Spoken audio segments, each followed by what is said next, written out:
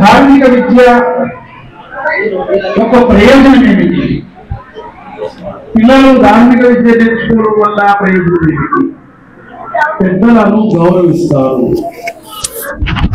పిల్లలు ధార్మిక విద్య నేర్చుకోవడం వల్ల తల్లిదండ్రులను, ఎందుకంటే ఖురాన్ గ్రంథంలో అల్లాహ్ తర్వాత తల్లికి గొప్ప స్థానం ఉందని ఖురాన్ అంటుంది. కన్న తల్లి వలా తకుల్ లహుమా ఉఫ్, విసుగ్గా నీ తల్లి ముందు నువ్వు ఉఫ్ అని కూడా అనకు అని ఖురాన్ నేర్పిస్తుంది. అలాగే పెద్దలను గౌరవించు. وبالوالدين إحسانا وبذي القربى واليتامى والمساكين والجار ذي القربى والجار الجنب والصاحب بالجنب وابن السبيل. ఖురాన్లో కేవలం నీకు నువ్వు చూసుకోవాలని ఎక్కడ చెప్పలేదు. నువ్వు అల్లాహ్ను ఆరాధించినట్లయితే నీ తల్లిదండ్రులను సద్భావనతో మసలుకో. అలాగే నీ బంధువులతో మంచిగా వ్యవహరించు, సద్భావనతో మసలుకో. ఆ తర్వాత నీ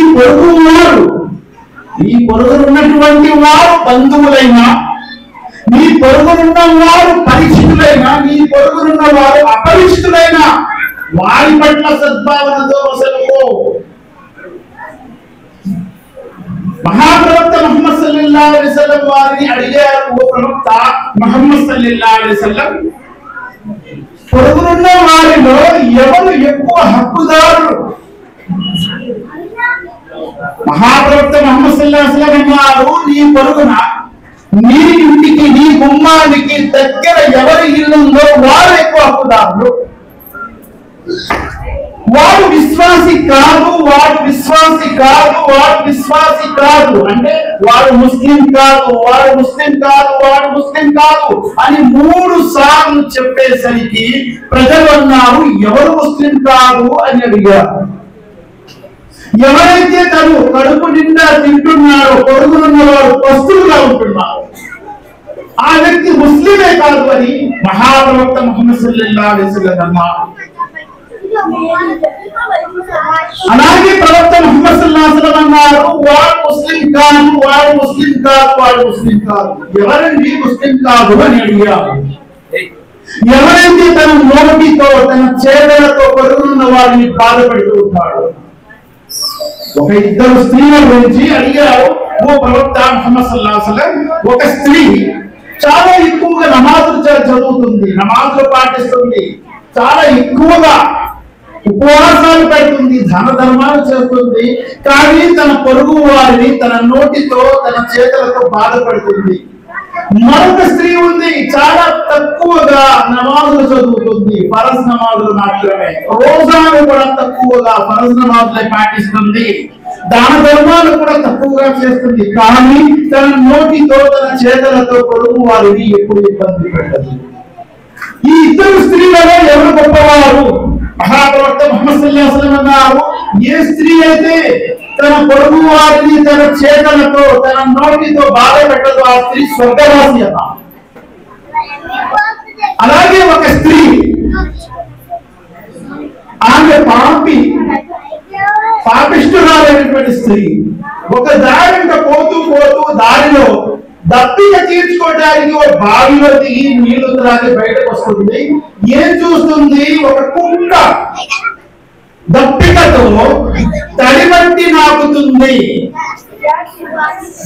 అది చూసి జాలి వేసి ఆ స్త్రీ మళ్ళా బావిలో దిగి నీళ్లు నింపి తీసుకొచ్చి కుక్క దప్పిక తీర్చినందుకు అల్లాహ్ ఆ స్త్రీకి స్వర్గం ఇచ్చారు అన్నారు ముహమ్మద్ సల్లల్లాహు అలైహి వసల్లం.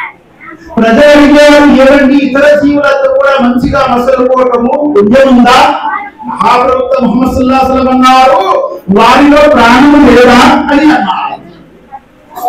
అలాగే మహనీయ మహాప్రవక్త ముహమ్మద్ సల్లల్లాహు అలైహి వసల్లం వారు ఒకసారి కూర్చొని ఉన్నారు. కాటికపై ఒక వ్యక్తిని తీసుకెళ్తున్నారు శ్మశానానికి. చనిపోయారు ఆ వ్యక్తి. గౌరవార్థము నిలబడ్డారు. ప్రవక్త ముహమ్మద్ సల్లల్లాహు అలైహి వసల్లం నిలబడ్డారు గౌరవార్థం. ప్రజలు అన్నారు ఆయన ముస్లిం కాదండి, యూదుడు అన్నారు. ఏమి యూదుడు అయితే మానవుడు కాదా అని అన్నారు. ఆయనలో ప్రాణం లేదా, ఆయన ప్రాణం పోలేదా? మానవుడికి ఇచ్చినటువంటి చివరి గౌరవం ఇదే. ఆయన పోతూ ఉంటే ఆయన యొక్క దేహము నిలబడి ఆయన్ని సత్కరించడము. ఇది ముహమ్మద్ ప్రవక్త సల్లల్లాహు అలైహి వసల్లం వారు పాటించినటువంటి పాఠాలు, ఆదేశాలు. మహాప్రవక్త ముహమ్మద్ సల్లల్లాహు అలైహి వసల్లం వారు ఒక స్త్రీ ఒక పిల్లిని మేత లేకుండా కోపముతో కట్టి పడేసింది. ఆ పిల్లి ఆకలితో చనిపోయినందుకు ఆ స్త్రీని నరకంలో వేసేయాడు అన్నారు. ఇక్కడ మానవుల గురించి మాట్లాడలేదండి, ఇతర జీవుల గురించి కూడా ముహమ్మద్ ప్రవక్త సల్లల్లాహు అలైహి వసల్లం దయాన్ని చూసుకున్నారు మరియు చూపించమంటున్నారు. ఆయన ఆదర్శమూర్తి. లకద్ కాన లకుం ఫీ రసూలిల్లాహి ఉస్వతున్ హసనా. నిస్సందేహముగా ప్రవక్త జీవితము మీకు ఒక చక్కటి ఆదర్శము. మహాప్రవక్త ముహమ్మద్ సల్లల్లాహు అలైహి వసల్లం వారు ఒకసారి ఇంటికి వచ్చారు. పస్తులతో ఉన్నారు, ఆకలితో ఉన్నారు. ఇంటిలో ఆయన కోసం వండి పెట్టినటువంటి ఒక రొట్టి ఒకటే, ఆకలితో ఉన్నారు. ఆ రొట్టి ఒక మేక తీసుకొని వెళ్ళిపోతూ ఉంటే విశ్వాసుల మాతృమూర్తి ప్రవక్త ముహమ్మద్ సల్లల్లాహు అలైహి వసల్లం వారి సతీమణి భార్య గారు ఆ మేకలంత పరుగులు తీసిన రొట్టె లాక్కుందాం అనుకునేసరికి ప్రవక్త ముహమ్మద్ సల్లల్లాహు అలైహి వసల్లం అన్నారు, ఆయిషా ఆగిపో, ఆ పశువు యొక్క నోటి దగ్గర నుంచి రొట్టె లాగవద్దు. దాన్ని తెలియదు అల్లా ఆ పశువు రాతలు, ఆ పశువు యొక్క విధి రాతలు రొట్టి పెట్టాడు. ఆ రోజు ప్రవక్త ముహమ్మద్ సల్లల్లాహు అలైహి వసల్లం వారు ఆకలితో పశువులతో ఉండటం ఇష్టపడ్డారు, కానీ ఒక పశువు నోటి నుండి రొట్టె లాక్కోలేదు. మహాప్రవక్త ముహమ్మద్ సల్లల్లాహు అలైహి వసల్లం వారు చూశారు, ఒక చీమల పుట్ట ఎవరో కాల్ చేశారు, కిరసనాలు వేసి కాల్ చేశారు. మహమ్మద్ ప్రవక్త సల్లల్లాహు అలైహి వసల్లం అన్నారు, ఎవరు ఇది కాల్చారు? ఈ చీమలు కూడా అల్లాహ్ను స్తుతిస్తూ ఉంటాయనే విషయం తెలియదా? تسبح له السماوات السبع والارض ومن فيهن وان من شيء لا يسبح بحمده ولكن لا تفقهون تسبيحهم. సప్త ఆకాశాలు సప్త భూములలో ఉన్నవన్నీ కూడా అల్లాహ్ను స్తుతిస్తూ ఉంటాయి, ఆయన పవిత్రతను చాటుతూ ఉంటాయి. కేవలం మానవులే కాదు భక్తులు, సమస్త జీవజాతులు కూడా ఆ సృష్టికర్త యొక్క భక్తులు. వారి భక్తి ముందు మానవ భక్తి పనికిరారు, అంత భక్తి పరులు వారు. కాబట్టి నీకు పుట్టిన చీమలను కొట్టవచ్చేమో కానీ మిగతా చీమల్ని కొట్టడం నీవు అల్లాహ్ దగ్గర ప్రశ్నించబడతావు. ఒకసారి ప్రవక్త ముహమ్మద్ సల్లల్లాహు అలైహి వసల్లం అనుచరులు ఒక దారంట పోతూ ఒక పక్షి గూటిలో నుంచి గుడ్లు తీశారు. గుడ్లు తీస్తే ఆ పక్షి తన గుడ్ల కొరకు అల్లాడిపోయింది, వెతుకుతూ తిరిగింది. మహాప్రవక్త ముహమ్మద్ సల్లల్లాహు అలైహి వసల్లం చూసేవారు, ఎవరు ఈ పక్షుల యొక్క గుడ్లు తీశారు అన్నారు. నేనే ఒక ప్రవక్త, ఆ గుడ్లను పెట్టియండి, లేకపోతే అల్లాహ్ దగ్గర మీ గురించి ప్రశ్నిస్తుంది అన్నారు. అంటే తీర్పు దేవుడు కేవలం మానవులే ఉంటారనుకుంటున్నారు అల్లాహ్ ముందు? సమస్త జీవజాతులు వస్తాయి, అన్ని కూడా సమావేశం అవుతాయి. ఆ రోజు తీర్పు దినమన్నాడు. అన్నిటికీ లెక్క తీసుకునేవారు ఆయన. బలముందని ఒకరు బలహీనులపై దౌర్జన్యం చేస్తే ఇక్కడ చెయ్యొచ్చు, ఇక్కడ ప్రభుత్వం వారికి న్యాయం చేయొచ్చు, లేకపోతే లేదు. కానీ ఆయన మాత్రము ఖచ్చితమైన న్యాయం చేస్తారు. ఆ న్యాయం చేసే దినాన్ని రోజు ముస్లింలు నమాజులు నిలబడి మాలికి యౌమిద్దీన్ అని 17 సార్లు అంటూ ఉంటారు. ప్రతిఫల దినానికి స్వామి నీవు. ఇప్పుడు కూడా ఆయన స్వామి, కానీ ఆనాడు ఎందుకు స్వామి అంటున్నారు? ఆనాడు పేదవారు, ధనికులు, కోటీశ్వరులు, రాజులు, రైతులు అందరూ దైవదూతలు ఆయన సన్నిధి ముందు వినయ విధేయతలో నిలబడి ఉంటారు, తలను వాల్చి నిలబడి ఉంటారు.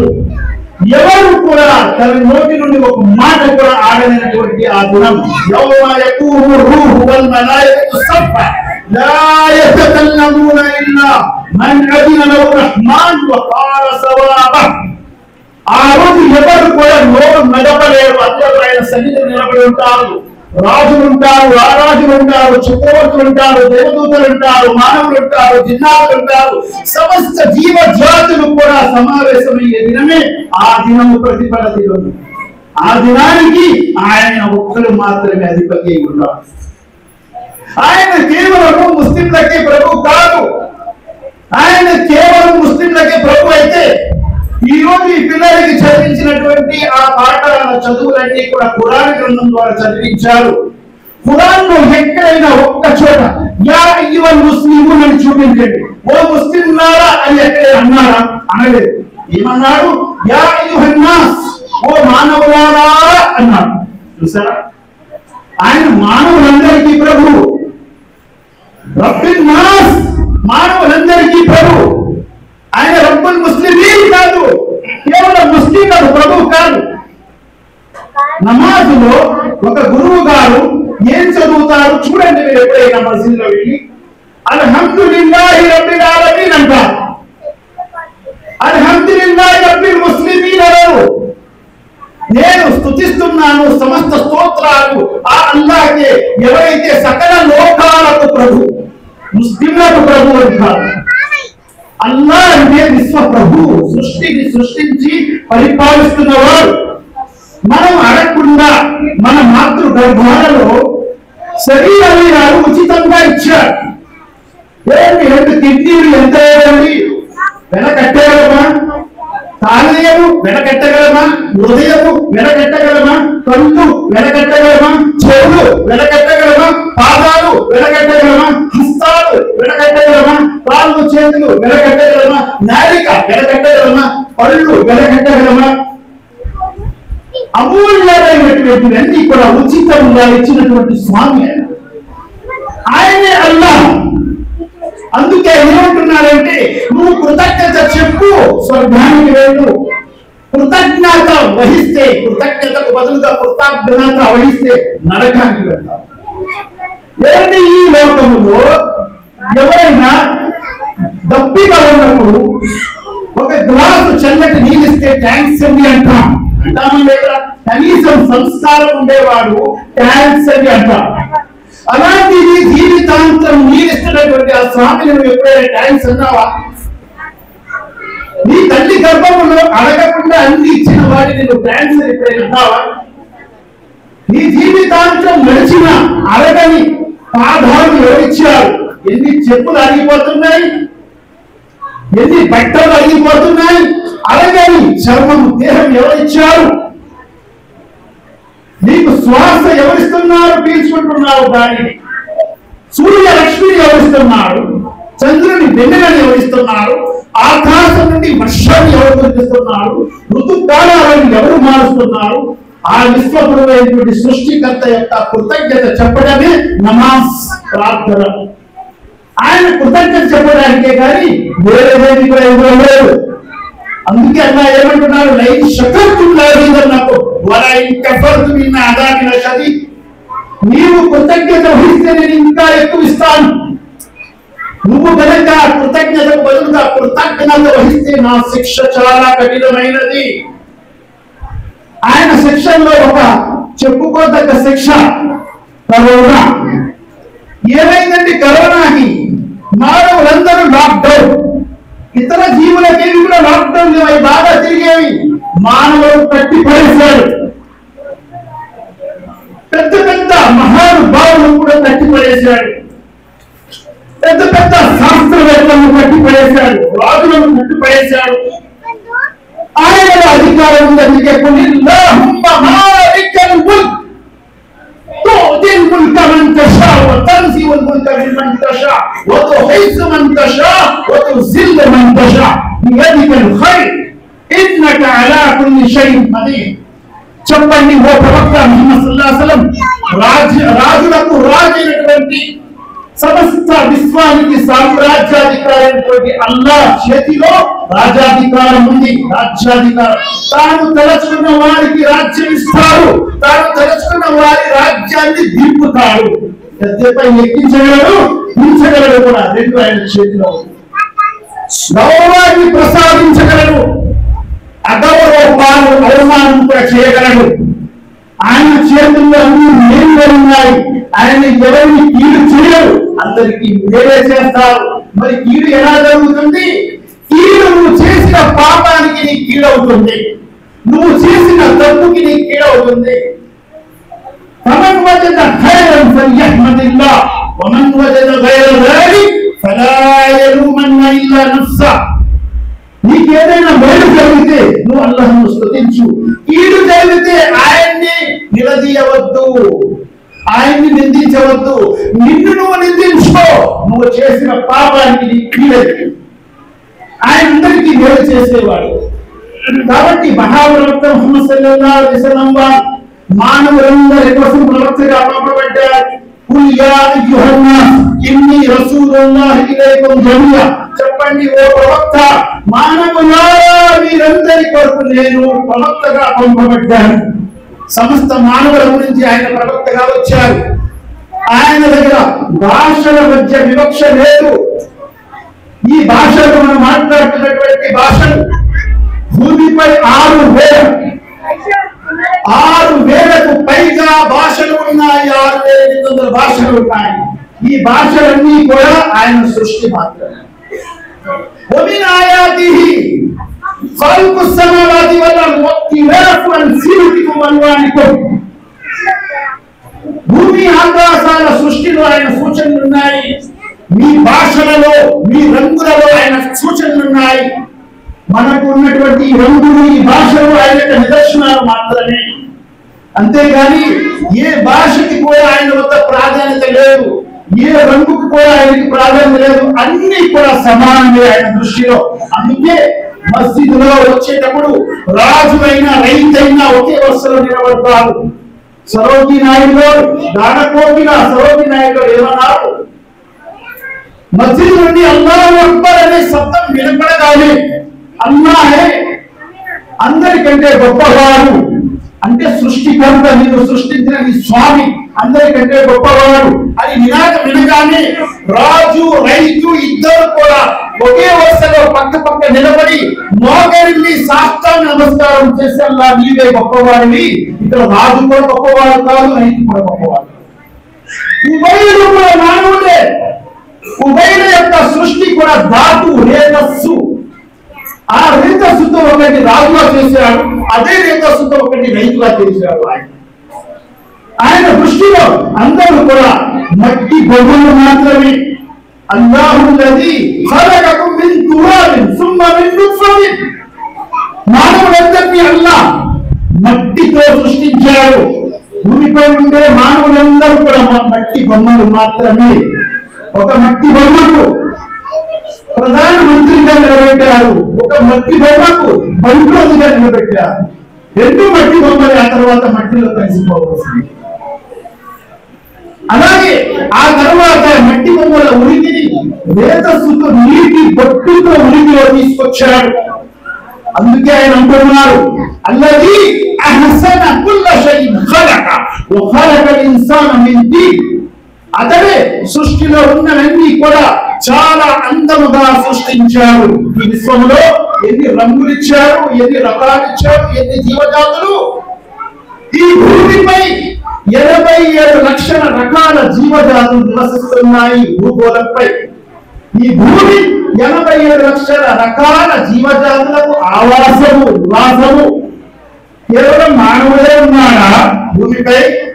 87 లక్షల రకాలు. ఒక్కొక్క రకంలో కోట్లాది జీవులు ఉన్నాయి. భూమి 29% అయితే సముద్రము 71%. సముద్రపు జీవులు భూమి కంటే ఎక్కువ జీవులు ఉన్నాయి. ప్రతి 34 జీవులలో 32 సముద్రంలో ఉన్నాయి, 2 మాత్రమే భూమిపై ఉన్నాయి. ఇవన్నిటిని సృష్టించేవాడు పోషకుడు ఆ సృష్టికర్త అయిన అల్లాహ్ సుబ్హానహు వ తఆలా. ఆయన మానవులందరికీ ఇస్తున్నటువంటి సందేశం ఏమిటంటే, మానవులారా భూమిపై అన్నకల్లోలాలు రేకెత్తించకండి, ఉగ్రవాదాలు సృష్టించకండి. ఎక్కడెక్కడ ఆయన అశాంతి యొక్క పరిణామం, అశాంతి యొక్క వార్త ఎక్కడ పడిపోయింది, అశాంతి వైపు ఎప్పుడు పిలవలేదు. ఇస్లాం అంటే అర్థం ఏమిటి? శాంతి అని. అందుకే ఆయన అంటున్నారు, అఫగైర దీనిల్లాహి యబ్గూన వలహు అస్లమ మన్ ఫిస్ సమావాతి వల్ అర్ద్ తౌబన్ వ కర్హా. భూమి ఆకాశాల్లో ఉన్నవన్నీ కూడా ఆయన మాటకు లోబడి నడుస్తున్నాయి, శాంతియుతంగా ప్రయాణమయ్తున్నాయి. తీసుకోవాలి ఆ లెక్క, ఆ మేర, ఆ లెక్క ప్రకారం అంత మాత్రం తీసుకునే హక్కు మీకుంది. కానీ మీరు ఓర్పు వహిస్తే, సహనం వహిస్తే అది ఇంకా మేలైనది. అంటే బదులు తీసుకోవడం కంటే సహనం మేలైనది అని చెప్పిన ఈ ఖురాన్ ఎక్కడైనా ఉగ్రవాదాన్ని సృష్టిస్తుందా? అందుకే 5 పూటలు నిలబడి నమాజులో, ప్రార్థనలో ప్రతి ముస్లిం ఏం చదువుతారు? ఇహ్దిన సిరాతల్ ముస్తకీం, నాకు సన్మార్గం చూపించు, దుర్మార్గం చూపించు అని ఎక్కడ కూడా అడగండి. సన్మార్గం చూపించు. సన్మార్గము అంటే ఏంటి? శాంతియుతమైన మార్గం చూపించుదేవా అని చెప్పి. అందుకే పరస్పరం కలుసుకునేటప్పుడు ఏంటి? అస్సలాము అలైకుం, గుడ్ మార్నింగ్, గుడ్ నైట్ కాదండి. అస్సలాము అలైకుం, మీపై శాంతి కలుగుగాక. ఏమంటే ఇది ఎంత గొప్పది చూడండి. ఒక వ్యక్తి యాక్సిడెంట్ అయ్యిందో పడి ఉన్నాడు, అక్కడ వెళ్ళి గుడ్ మార్నింగ్ అంటే ఎలా వేయగలవాడు? మంచి ఉదయం అనొచ్చా? అస్సలాము అలైకుం అంటే నీకు శాంతి కలుగుగాక. ఒక దీవెన. అటువంటి అద్భుతమైన మార్గం ఇస్లాం. అందుకే ఇందులో ప్రతి కార్యంలో పిల్లలు చదివారు బిస్మిల్లా, అల్లాహ్ పేరుతో చేస్తారు ప్రతి మంచి కార్యం.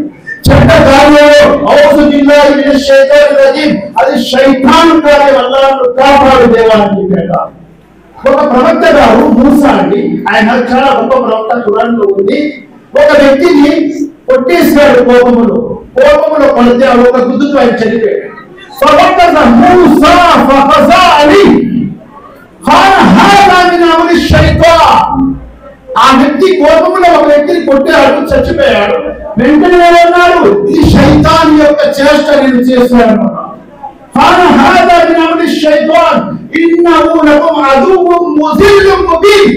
శైతాన్ నిస్సత్యముగా అపమార్గము, దుర్మార్గము, పాపాత్మ మార్గం వైపు తీసుకెళ్ళేవాడు. వెంటనే అల్లాహ్, నేను తప్పు చేశాను, పాపం చేశాను, నన్ను క్షమించుదేవా అని అల్లాహ్ను వేడుకున్నారు.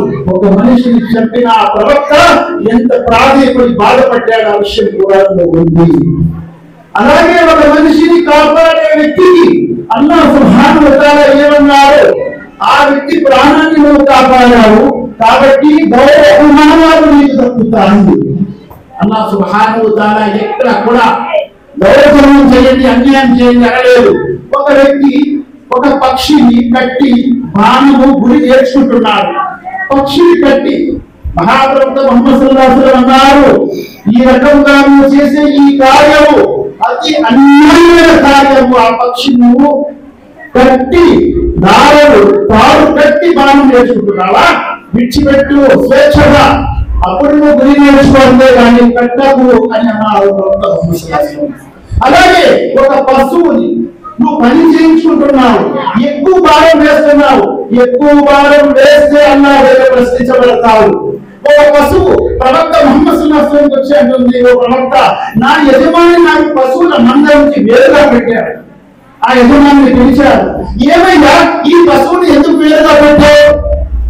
ఇది జబ్బు పడిపోయిందండి, అందుకే వేరుగా పెట్టారు. నువ్వు ఈ పశువుని కొని తెచ్చేటప్పుడు సంత నుండి జబ్బుతో ఉందా, లేదా మందలో ఉంటుండగా జబ్బు వచ్చిందా? మందలో ఉంటుండగా వచ్చింది, అయితే మందలోనే పెట్టు. బయట నుండి జబ్బుతో ఉన్న పశువుని మందలో తీసుకురావద్దు. మందలో ఉంటుండగా జబ్బు వస్తే బయటకు తీయద్దు. ఒక పశువుని చూసి ఎవరు ఈ పశువు యొక్క యజమాని, ఈ పశువుని ఎందుకు మేత పెట్టారు, అల్లాహ్ దగ్గర ప్రశ్నించబడతారు అని అన్నారు. కాబట్టి ఆయన రహ్మతుల్ ఆలమీన్, వమా అర్సల్నాక ఇల్లా రహ్మతుల్ లిల్ ఆలమీన్, ప్రవక్త ముహమ్మద్ సల్లల్లాహు అలైహి వసల్లం వారికి సకల విశ్వవాసుల కొరకు కారుణ్యమూర్తిగా పంపబడ్డారు. ఆయన పాఠాలు ఈ లోక కళ్యాణానికి ఉపయోగపడతాయి. ఆయన పాఠాలు ఈ లోక కళ్యాణానికి ఉపయోగపడతాయి. ప్రవక్త ముహమ్మద్ సల్లల్లాహు అలైహి వసల్లం ఇచ్చిన ఖురాన్ ఈ ప్రపంచంలో శాంతిని ఏర్పరుస్తుంది. అశాంతి యొక్క ఒక్క మాట కూడా ఖురాన్ గ్రంథంలో లేదు అని నేను మీ ముందు ఇక్కడ చెప్తున్నాను. అల్లాహ్ సుబ్హానహు వ తఆలాతో దుఆ చేస్తూ నేను నా యొక్క ఈ ప్రసంగాన్ని ముగిస్తున్నాను. అల్లాహ్ తన యొక్క గ్రంథాన్ని, అద్భుతమైన గ్రంథాన్ని ఇచ్చి సన్మార్గం అనేక మందికి చూపించాడు. అల్లాహ్ ఈ గ్రంథము ద్వారా మమ్మల్ని, మా పిల్లల్ని కూడా సన్మార్గం చూపించు. అలాగే ఈ గ్రంథము ద్వారా ప్రపంచ మానవులందరినీ కూడా సన్మార్గం ప్రసాదించు. ప్రతి ఒక్కరూ ఈ గ్రంథాన్ని అన్వేషించే భాగ్యం ప్రసాదించు. అందులో సత్యం ఉంటే స్వీకరించే భాగ్యం ప్రసాదించు. అందులో ఉన్న అసత్యాన్ని ఎదురు ప్రశ్న అడిగే భాగ్యం కూడా ప్రసాదించు. రబ్బనా ఆతినా ఫిద్ దునియా హసనతు వఫిల్ ఆఖిరతి హసనతు వఖినా అదాబన్నార్. రబ్బనా తఖబ్బల్ మిన్నా ఇన్నక అంతస్ సమీఉల్ అలీం వతుబ్ అలైనా ఇన్నక అంతత్ తవ్వాబుర్ రహీం. సుబ్హాన రబ్బిక రబ్బిల్ ఇజ్జతి అమ్మా యసిఫూన్ వ సలామున్ అలల్ ముర్సలీన్ వల్హమ్దులిల్లాహి రబ్బిల్ ఆలమీన్ బిరహ్మతిక యా అర్హమర్ రాహిమీన్.